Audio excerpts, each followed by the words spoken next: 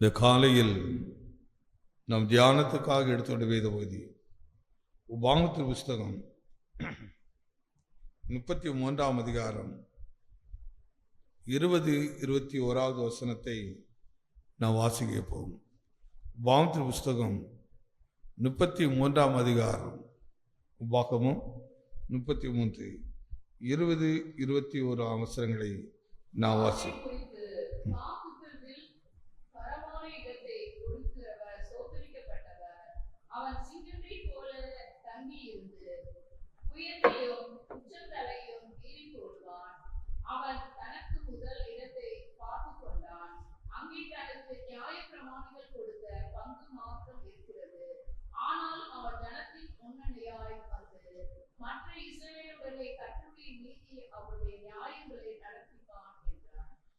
இருபத்தி 21வது வசனத்தின் முதல் வரியை எல்லாம் சேர்ந்து படிப்போம்.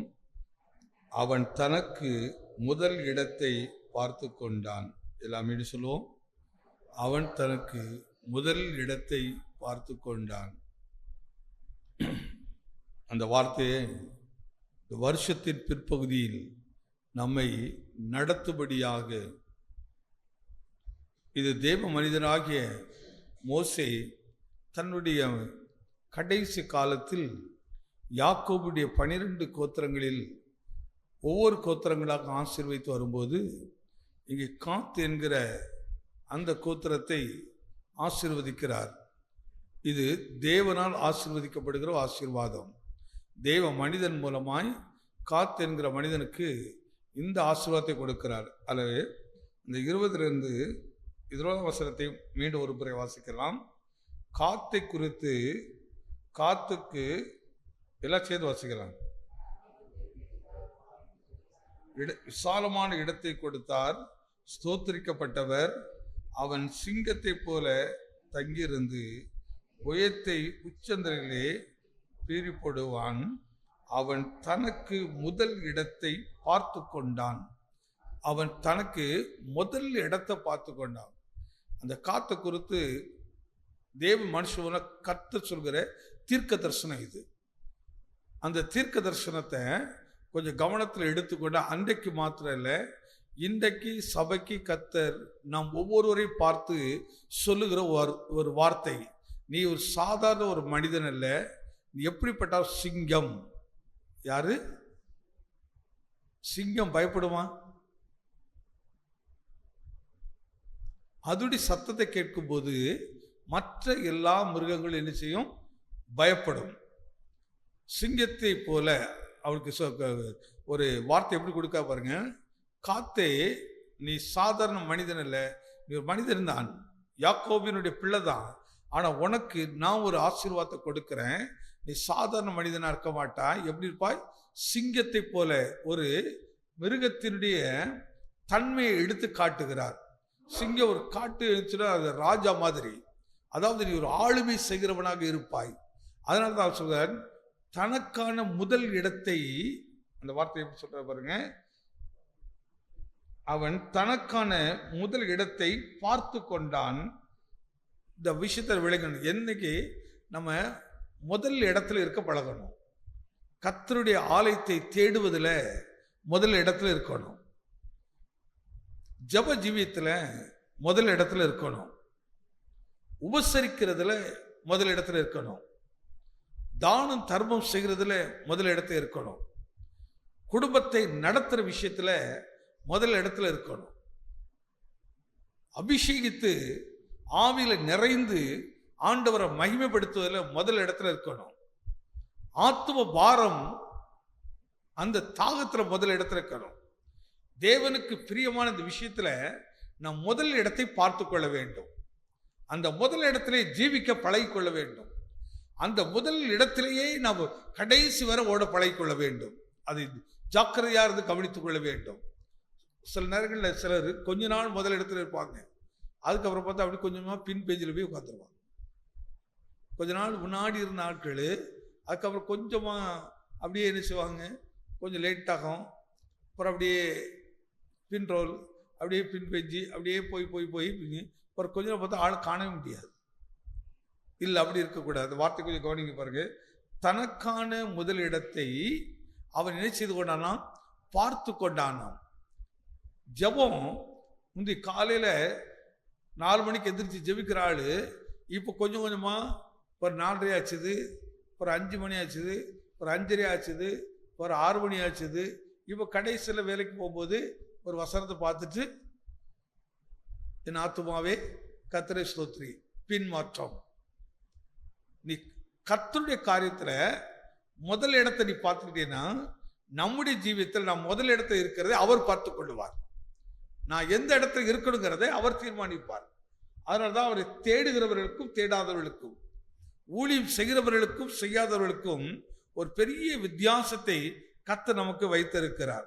மத்தேயு விசேஷம் 23ஆம் அதிகாரம் 23வது வசனம்.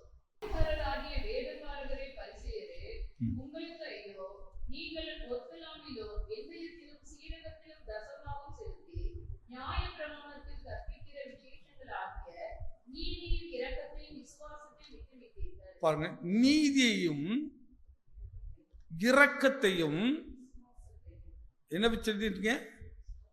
விசுவாசத்தையும் விட்டு விட்டீர்கள்.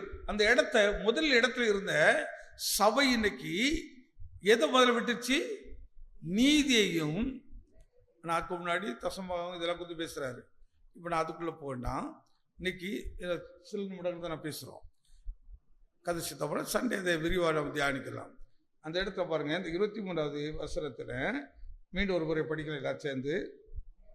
மாயக்காராய் வேத பாரகரே, பரிசேயரே, உங்களுக்கு ஐயோ, நீங்கள் ஒற்றனாதிலும் வெந்தயத்திலும் ஜீரகத்திலும் தசமா செலுத்தி நியாயப்பிரமாணத்தில் கற்பிக்கிற விஷயத்தை நீதியையும் இரக்கத்தையும் விசுவாசத்தை விட்டுவிட்டீர்கள். இவைகளையும் செய்ய வேண்டும், அவைகளை விடாதிருக்க வேண்டும். நீ சிலது ஏதோ ஒரு ஆஃபரிங் இவெல்லாம் கொடுத்தா கரெக்ட் ஆயிடுச்சு, தசவம் கொடுக்கலாம் கரெக்ட் ஆயிடுச்சு. ஆனால் அது ஒரு பகுதி. அதை விட ரொம்ப முக்கியமானது இந்த பிற்பகுதியில் முதல்ல நாம் கவனத்தில் வைத்திருக்க வேண்டிய ஒரு நல்ல விஷயம் என்னென்று சொன்னால், நீதியை என்ன செய்யக்கூடாது? விடவே கூடாது. நீதியை விட்டு நம்ம என்ன பின்வாங்கவே கூடாது. இரக்கத்தையும் விசுவாசத்தையும் விட்டு விடாதீர்கள், இவைகளை செய்ய வேண்டும் என்று இயேசுவானவர் நமக்கு கற்றுக் கொடுக்கிறார். இயேசுவரை கற்றுக் கொடுக்கிறார். ஏன் நீதியை விடக்கூடாது என்று சொல்கிறார்? நீதி என்பது பரலோகத்தினுடைய தேவனுடைய குணத்தின் ஒரு விசேஷமானது. இன்றைக்கு குணாதிசயங்கள் தான் கிறிஸ்தவர்களுடைய அனுபவத்திலிருந்து விலகி போய்கொண்டே இருக்கிறது. அதாவது துன்மார்க்கனுடையத்தில் என்ன ஜீவியம் உண்டோ அத்தனை ஜீவியமும் செயல்களும் பரிசுத்தவான்கள் என்று சொல்லுகிற சபைக்குள்ளே காணப்படுகிறது.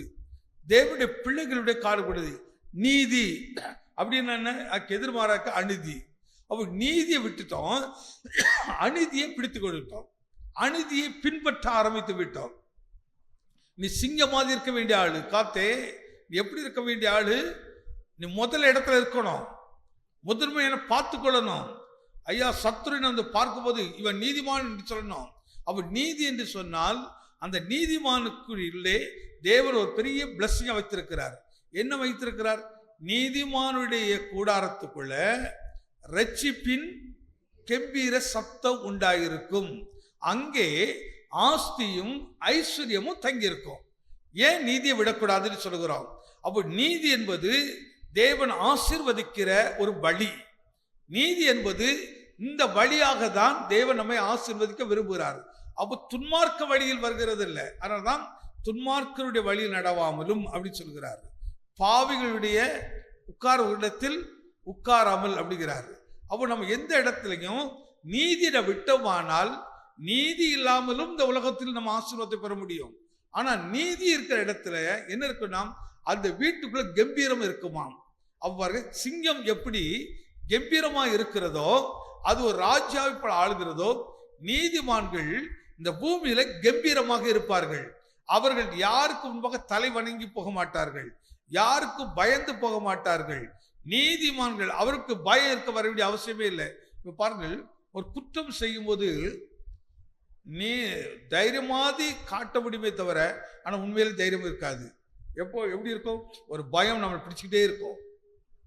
ஒரு பயம் நம்மளை பின்தொடர்ந்து வந்துக்கிட்டே இருக்கும். அது நம்ம உள்ளத்தை வேதனைப்படுத்திக்கிட்டே இருக்கும். ஆனால் நீதியாய் நடக்கிறவர்கள், அதனால்தான் நீதியின் பாதையில் ஜீவ ஊற்று உண்டு. நீதியாய் நடக்கிறவன் இடத்துல கர்த்தருக்கு அது பிரியமான ஒரு வழி. அதுல முதல் இடத்தை பார்த்து கொள்ளுவோம். எப்படி காம்படிஷன் இருக்குன்னு சொன்ன சபையில, ஒருவருக்கு ஒருவர் இவர்களை பார்க்கிற நீதிமானா இருக்க வேண்டும், இவர்களை பார்க்கிற உண்மை உள்ளவர்களா இருக்க வேண்டும். நம்ம மற்றதெல்லாம் போட்டி போடுவோம். நீ இப்படி ஒன்று வாங்கினா நான் இப்படி ஒன்று வாங்குற பாரு, இந்த காம்படிஷன் இருக்குது. ஆனால் உண்மை உள்ள தேவனால் மனம் திரும்பப்பட்டு அபிஷேகப்பட்ட பிள்ளைகளுக்குள்ள பரிசுத்தத்தில் காம்படிஷன் இருக்கும், உண்மையில காம்படிஷன் இருக்கும், கர்த்தர் பயப்படுற காம்படிஷன் இருக்கும், ஒழுக்கத்தில் காம்படிஷன் இருக்கிறோம், கர்த்தரை தேடுற விஷயத்துல காம்படிஷன் இருக்கும். ஒரு நல்ல ஞாபகம் இருக்குது. ஒரு 6 வயசு அப்படி 5 வயசு 6 வயசு இருக்கும்போது ஒரு குரூப் உண்டு நாகூரில். ஆலயத்தில் போகிறதுல அந்த வாசலில் முதல்ல யார் கதை திறந்தோன்னு உள்ள போகிறான் அப்படிங்கிற ஒரு பெரிய போட்டி இருக்கும். அவ்வளவு கிராமம் நிறைய, எப்படி 10-20 பிள்ளைகள் இருப்போம் அந்த ஆலயத்துக்கு போகிற விஷயத்தில்.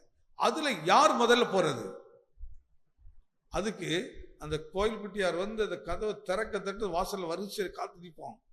அந்த திறந்த உடனே சில ஓடி கீழே விழுந்து ரத்தம் வந்துடும். நானா நீயானிட்டு அடுத்து ஓடுறதுல எதுக்கு நீ சொன்னால், அங்கே ஒரு சில இன்ஸ்ட்ருமெண்ட் உண்டு. அந்த இன்ஸ்ட்ருமெண்ட்டை எடுத்து வாசிக்கணும். ஒரு ஜிங்கு உண்டு, ஒரு இது உண்டு, ஒரு ட்ராமில் உண்டு, ஒரு 4-5 பொருள் உண்டு.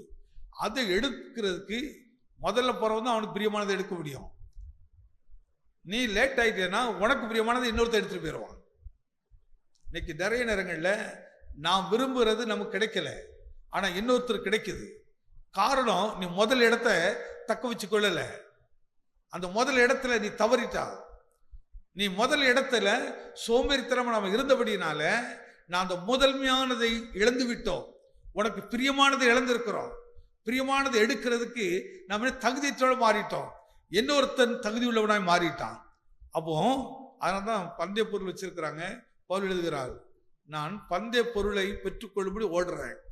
ஓடுகிறவர்கள் எத்தனை பேர் வேணா ஓடட்டும், ஆனா உனக்கு அந்த பொருள் வேணும் அப்படின்னு விரும்பினா நீ அதுக்கு ஆயத்தத்தோடு முதல் இடத்துக்கு வரணும். முதல் இடத்துக்கு வரவுக்கான பிரயாசப்படணும். அதே போலதான் நமக்கு முன்பாக தேவன் நம்முடைய ராஜ்யத்தை வைத்திருக்கிறார். அந்த ராஜ்யத்துக்கு பிரவேசிக்க வேண்டுமானால் சபையாகிய அவருடைய ஆளுமை செய்கிற ராஜ்யத்தில், சபை தேவனுடைய வீடு, அந்த தேவனுடைய வீட்டுக்குள்ள நாம் எல்லா காரியத்திலும் முதல் இடத்தை பார்த்து கொள்ள வேண்டும். அதனாலதான் காத்தை குறித்து மோசே ஆசீர்வதிக்கும் போது அவன் மேல தன் கைகளை வைத்து சொல்ல, காத்தே, யாக்கோவில் 12 கோத்திரங்களை பலவிதமான காரியங்களை ஆசீர்வதித்திருக்கிறேன், ஆனால் உனக்கு ஒரு கட்டளை கொடுக்கிறேன், உனக்கு ஒரு கட்டளை கொடுக்கிறேன். இங்க கட்டளை மாதிரி கொடுக்கிறார் மோசே. அந்த வார்த்தை தான் அந்த வசனம் பாருங்கள். அது சொல்ற பாருங்க, காத்தை குறித்து நல்ல கவனிங்க. காத்துக்கு விஸ்தாரமான இடத்தை கொடுக்கிறவர் ஸ்தோத்திரம். முதல்ல அதை கொடுக்கிறவருக்கு அவர் சொல்றாரு, மோசே நான் உங்களுக்கு கொடுக்கலப்பா, ஆனா உனக்கு யார் கொடுக்கிறா? உன் தகப்பனை அழைத்த தேவன், உன் தகப்பனை ஆசீர்வதித்த தேவன், உன் தகப்பனோடு இடைப்பட்ட தேவன், அவருடைய பிள்ளைகளாகிய உங்களையும் தேவன் ஆசீர்வதிக்கிறார். அதுல காத்தை உனக்கு கர்த்தர் விசாலமான இடத்தை கொடுக்கிறார். எல்லாத்தையும் சொல்லுவோமா? கர்த்தர் எனக்கு விசாலமான இடத்தை கொடுக்கிறார். அப்போ இதுவரை ஒரு சின்ன ஒரு அனுபவத்தில் வாழ்ந்தேன், ஒரு சின்ன தரிசனத்தை தான் வைத்திருந்தேன், ஒரு சின்ன வாசனை எனக்குள்ள இருந்துச்சு. ஆனா கர்த்தர் இந்த வருஷத்தின் பிற்பகுதியில் சொல்லுகிற காரியம், உனக்கு விசாலமான ஒரு இடத்தை கொடுத்த தேவனுக்கு ஸ்தோத்திரம். எத்தனை விசுவாசிக்கிறேன்? கரங்களை உயர்த்தி, ஆண்டவரே எனக்கு ஒரு விசாலமான இடத்தை அன்றைக்கு காத்துக்கு மாத்திரலை, இன்றைக்கு எனக்கு நீ கொடுக்கிறீரையா. இந்த வார்த்தை எனக்காக சொல்லப்படுகிறது. எனக்காக, என் வேலைகளுக்காக, என் தொழிலுக்காக, என் ஊழியத்துக்காக, என் சபைக்காக, ஆண்டவர் என் ஊழிய பாதை அனுபவங்களுக்காக, என் பிள்ளைகளுடைய அனுபவங்களுக்காக ஒரு விசாலமான ஒரு இடத்தை தேவன் கொடுத்ததற்காக ஸ்தோத்திரிக்கிறேன். இப்ப மோசே கொடுக்கல, இது யார் கொடுக்கிறா?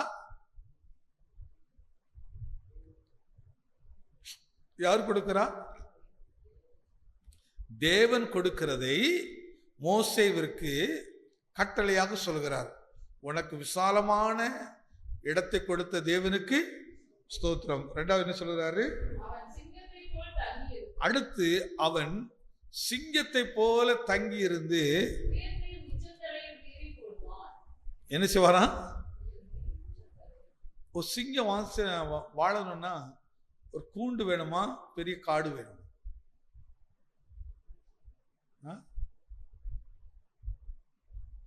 கூண்டுக்குள்ள இருந்தனா சிங்கமா இருக்காது, அஸ்வாவெல்லாம் மாறிடும்.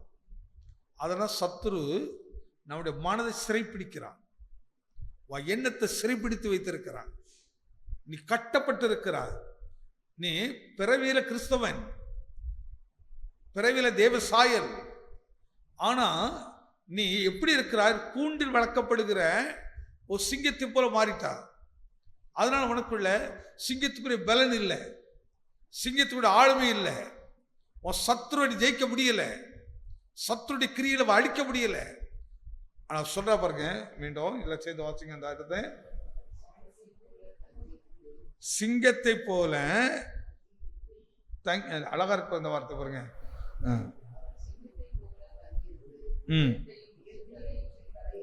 ரொம்ப அற்புதம் அந்த வார்த்தை பாருங்க, நல்ல சத்தம் அந்த வார்த்தையை படிங்களேன்.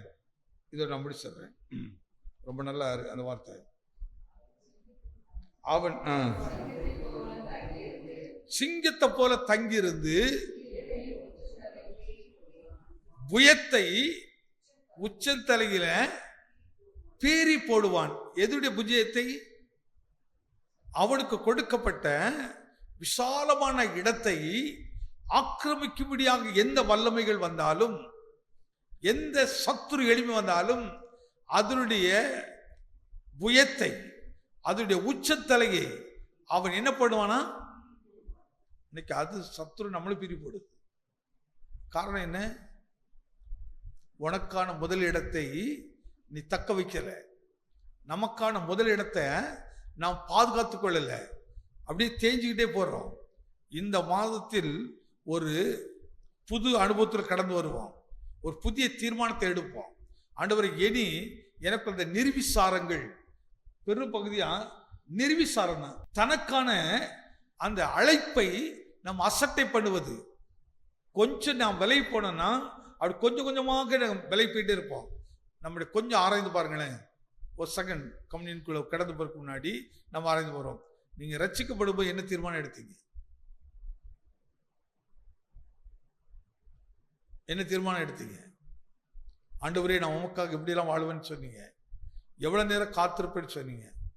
24 மணி நேரத்தில் இன்னைக்கு நான் கர்த்தரோடு காத்திருக்கிற நேரம் எவ்வளவு? பகல்ல நமக்கு நிறைய வேலை இருக்குது, நான் இல்லைன்னு சொல்லவே இல்லை. ஆனா காலையில நமக்கு நல்ல நேரம் இருக்குது.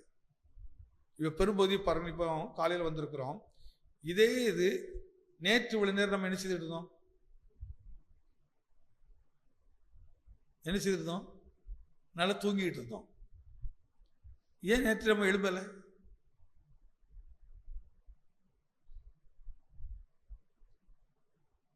சசிகாவை சொல்லலை, கொஞ்சம் யோசிச்சு பாருங்க. ஏன் நம்மளை எழுப்ப முடியல? அப்போ மற்ற நாளெல்லாம் நான் தூங்குறேன். நியூ இயர் வந்த அன்னைக்கு காலையில் வந்துடுறேன், நைட்ல முடிச்சிருக்கிறேன். ஈஸ்டர் வந்தா காலையில் எதிர்க்கிறேன். இல்லை, உனக்கான முதல் இடம் காலை கத்திருக்கூடியது. அதை எந்த சத்துரு ஆக்கிரமிப்பு பண்ணக்கூடாது, எந்த தூக்கம் ஆக்கிரமிப்பு பண்ணக்கூடாது. சில விஷயங்கள் சொல்ற விஷயத்த நான் பின்பற்றுனா அப்படி பார்க்காதீங்க, கர்த்தர் சொல்ற வார்த்தையா நினைக்கிறோம். கர்த்தர் சொல்லணும். ஆனால் பாஸ்டர் வீட்டிலேருந்து எத்தனை பேர் காலைல வராங்க, இத்தனை வீட்டிலேருந்து எத்தனை வராங்க, அந்த கால்குலேஷன் போனீங்கன்னா அது நம்மளுக்கு அது வீழ்த்திடும். அதுக்காக ஊழியக்காரர் தான் முதல் இடத்துல இருக்கணும், ஊழியக்காரர் தான் முதல் இடத்துல இருக்கணும். அதான் உண்மையான ஒரு காரியம். ஆனா ஒரு காரியத்தை கவனிங்க, இன்னைக்கு அந்த இடத்தை இன்னைக்கு சத்துரு கையிலேருந்து நீ மீட்டு எடுக்கணும். அதனுடைய பிடரிய இன்னைக்கு உடைக்கணும். இந்த வருஷத்தின் இந்த பிற்பகுதியில் இது ரொம்ப அற்புதமான பிரதிஷ்டை ஜீவியம். ஒரு உடன்படிக்கையை எப்படி நியூ இயர் அன்னைக்கு உடன்படிக்கை பண்றீங்களோ, அது முந்தின 6 மாதத்தை பார்க்கலும் இந்த பிந்தின 6 மாதங்கள் உனக்கு ஜெயம் உள்ளதா இருக்கணும். ஒரு காரியத்தை துவக்கத்தை பார்க்கலும் அது முடிவு எப்படி இருக்கணும்?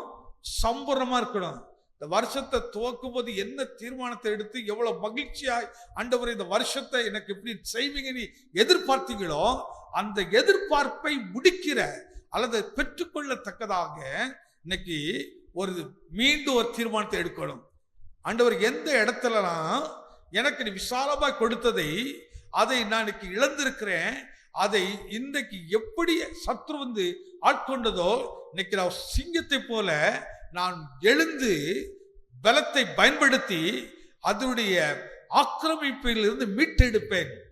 முதல்ல மீட்டெடுக்க வேண்டியது தேவனுக்கு நமக்குள்ள இருக்கிற அந்த நேரத்தை, முதல்ல தேவனுடைய நேரத்தை.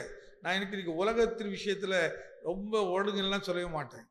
முதலாவது தேவனுடைய ராஜ்யத்தையும் அப்படி நீதியை தேடுங்கள், அப்பொழுது இவைகள் எல்லாம் உங்களுக்கு கூடுதலாக கொடுக்கப்படும். கொஞ்சம் கவனிச்சு பார்த்தீங்கன்னா,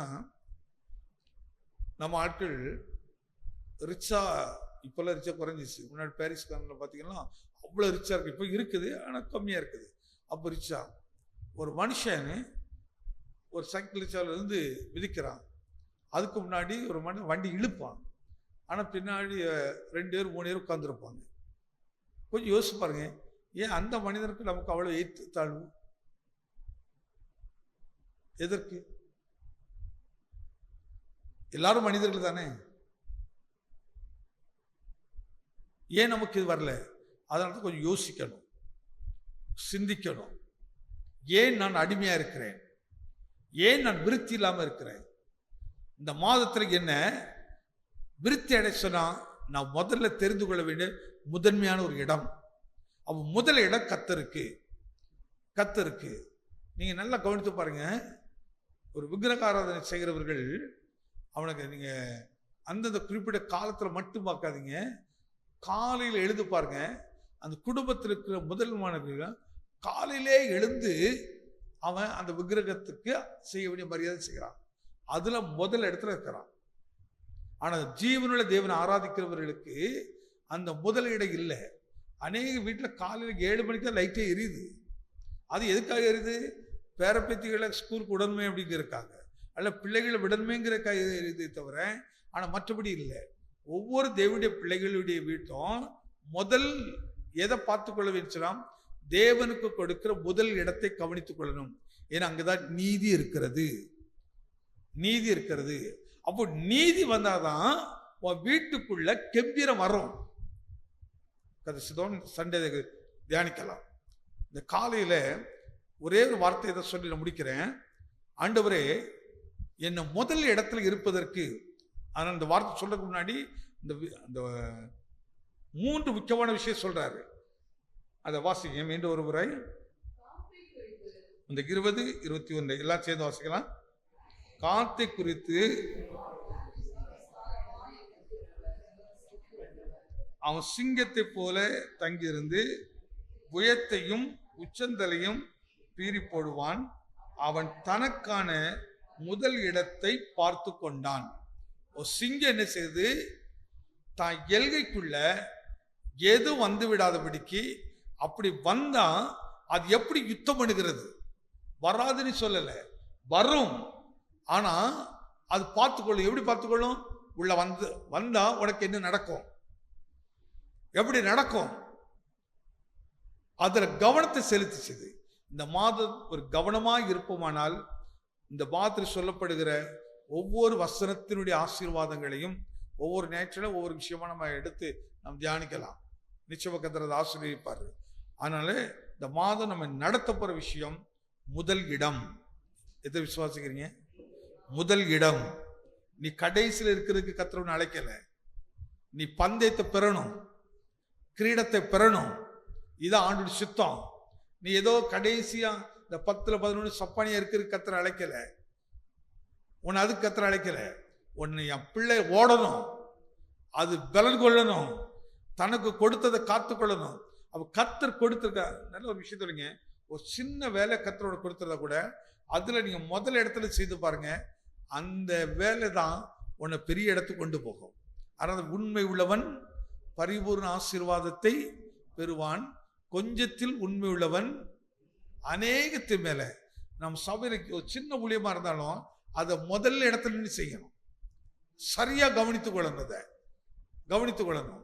இப்போ ஒரு சுத்தப்படுத்துற வேலை நீ பாருங்களேன், பார்த்து பார்த்து செய்யணும்.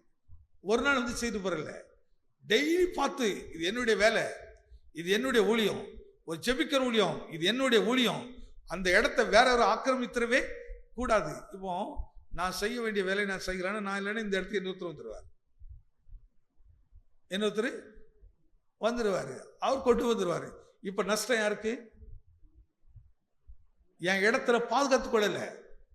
அப்ப அந்த இடத்துக்குள்ள வராதபடிக்கு, எந்த வல்லம் வந்துடாதபடிக்கு நான் இன்னும் புதுப்பித்து நான் செயல்படும் போது பாருங்கள், உன்னை வாளாக்காமல் தலையாக்குவார், நாம் கீழாகாமல் மேலாயிட்டே இருப்போம். நாம் எல்லாரும் அப்படியே முழங்கால் படிட்டு